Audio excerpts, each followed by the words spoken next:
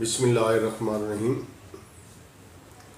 عالمی سطح پر یہ جو مہینہ ہے یہ بریسٹ کینسر اور بریسٹ کے حوالے سے جو چھاتی کی بیماریاں ہیں اس کی اویئرنیس کے حوالے سے معمول کیا گیا ہے۔ تو آج ہم بریسٹ ڈیزیزز اور بریسٹ کینسر کے حوالے سے کچھ بات چیت کریں گے اپنے سامعین سے۔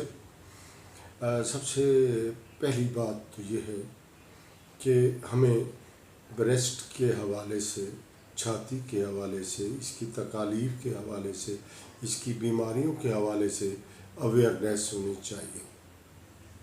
اویئرنیس کا مطلب یہ نہیں ہے کہ آپ کو پتہ ہونا چاہیے کہ ڈیزیزز کیا کیا ہیں، کیا کیا تکلیف ہوتی ہے، نہیں، آپ کو یہ پتہ ہونا چاہیے کہ نارمل حالت میں بریسٹ کیسے ہوتی ہے۔ عموماً خواتین میں اس وقت انہیں پتہ چلتا ہے جب وقت گزر چکا ہوتا ہے، جب پریشانی زیادہ ہو چکی ہوتی ہے۔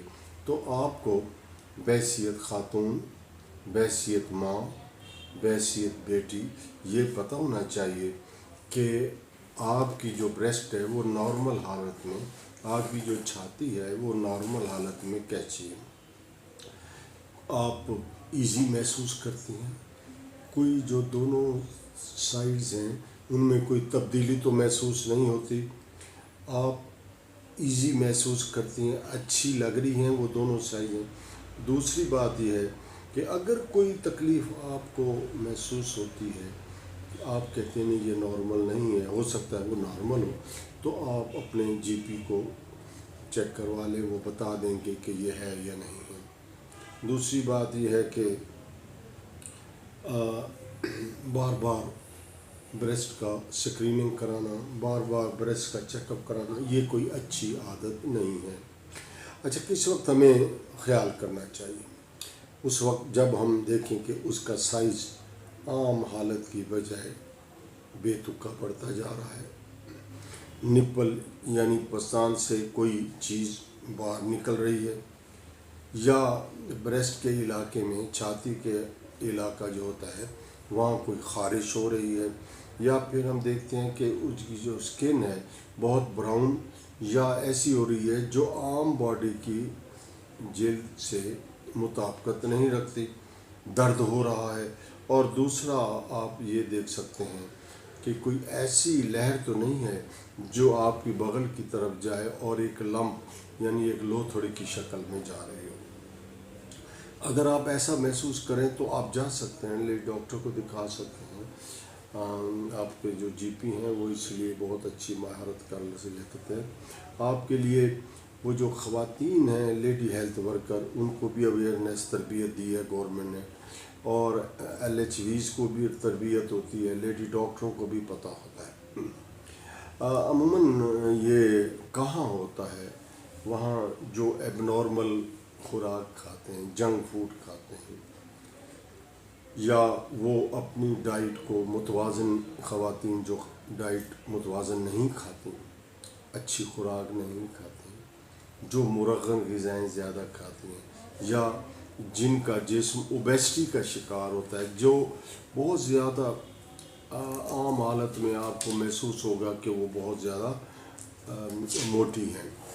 تیسری بات یہ ہوگی کہ آپ یہ دیکھیں گے کہ ایسے لوگ جو گھر کام نہیں کرتے، جو باڈی کو بہت زیادہ سست رکھتے ہیں، اس کی ڈپوزیشن ہو جاتی ہے فیٹ کی، اور جب بے تکا فیٹ اکٹھا ہو جائے تو کسی بھی حصے کو نقصان پہنچا سکتا ہے۔ اگلی بات یہ ہے کہ جس خاتون کی کمر زیادہ موٹائی کی طرف جائے اس کے ہاں اس کا رسک بڑھ جاتا ہے، لہٰذا کوشش کرنی چاہیے۔ ایک تو بازار کی چیزوں سے کبھی کبھی کھا لینا چاہیے، لیکن گھی والی چیزوں سے اجتناب کریں، میٹھے والی چیزوں سے اجتناب کریں، اور ساتھ ہی معمول بنا لیں کہ صبح کی سیر آپ نے کرنی ہے۔ آپ نے اپنا وزن نہیں بڑھانا۔ اوبیسٹی، موٹاپا یہ ایک خود بیماری ہے۔ اس کے ساتھ ساتھ اگر آپ کی فیملی میں یہ ٹریسز ہیں، کسی کو بریسٹ کی تکالیف ہو جاتی ہیں، تو جو براہ راست کزن ہیں، بہن بھائی ہیں، ان میں زیادہ خطرہ ہو سکتا ہے، اور جو سیکنڈ سٹیپ پر کزن کے کزن ہیں ان میں بھی یہ شفٹ ہو سکتا ہے۔ اس کا معمول کے مطابق ایک آپ خود بھی چیک کر سکتی ہیں کوئی درد وغیرہ ہے یا نہیں، تو اس سے ہمیں اجتناب کرنا چاہیے۔ اگر ہے آپ کی جو رہن سہن کے طریقہ کار ہیں، یعنی صبح وقت پر اٹھنا، آپ نے سیر کرنی ہے، اپنی ڈائٹ کو ٹھیک کرنا ہے، لائف سٹائل بہت بڑا ضروری ہے، اور الکوہل، شراب وغیرہ یا یہ جو ایکسٹرا کوکا کولا مشروبات ہیں ان میں بھی تھوڑا بہت الکوہل ہوتا ہے، تو یہ ضروری ہے کہ آپ کا لائف سٹائل ٹھیک ہونا چاہیے۔ اگر آپ کے لائف سٹائل میں گھی کا عنصر شامل ہے، واک نہیں کرتے، اگر آپ ہائی فیٹ لیتے ہیں، زیادہ فیٹ لیتے ہیں، چربی زیادہ استعمال، گھی کا زیادہ استعمال، مکھن کا زیادہ استعمال، اور اگلی بات یہ ہے کہ اگر کوئی الکوہل وغیرہ ممنوع اشیاء لیتے ہیں تو اس میں ہو جاتا ہے۔ بہت جلدی مینسز آ جائیں یا لیٹ مینسز رکیں تو ان میں بھی اس کا چانس زیادہ ہو جاتا ہے۔ 50s کے بعد بہت زیادہ ہوتا ہے، اس وقت سکریننگ کرا لینی چاہیے، لیکن اولڈ ایج سے پہلے اگر ینگ ایج میں بھی خطرہ محسوس ہو تو ایک دفعہ سکریننگ کرا لینے سے کوئی مشابہ نہیں۔ ہر چھاتی کا بڑھاؤ یا ہر چھاتی کا پھول جانا چھاتی کا کینسر نہیں ہوتا، اور بھی تکالیف ہو سکتی ہیں باڈی میں جس طرح ہوتی ہیں، لہذا اس سے خوف زدہ ہونے کی ضرورت نہیں۔ اس سے بچاؤ کی ایک ہی بہترین صورت ہے کہ ارلی ڈیٹیکشن، آپ کو جلدی اس کی چیک اپ کر لینا چاہیے، اس کو جلدی آپ پتہ کر لیں کہ کوئی ایسی تکلیف تو نہیں ہے۔ تشخیص جو ہے وہ بہت ضروری ہے، تشخیص اگر بہت ہو جاتی ہے جلدی، تو ایسی خواتین جو بریسٹ فیڈنگ نہیں کرتی، ایک ہارمون ہوتا ہے جو بچے میں ڈیلیور ہوتا رہتا ہے، اگر وہ وہاں ڈپازٹ ہوتا رہے تو وہ بھی کینسر کا باعث بن سکتا ہے۔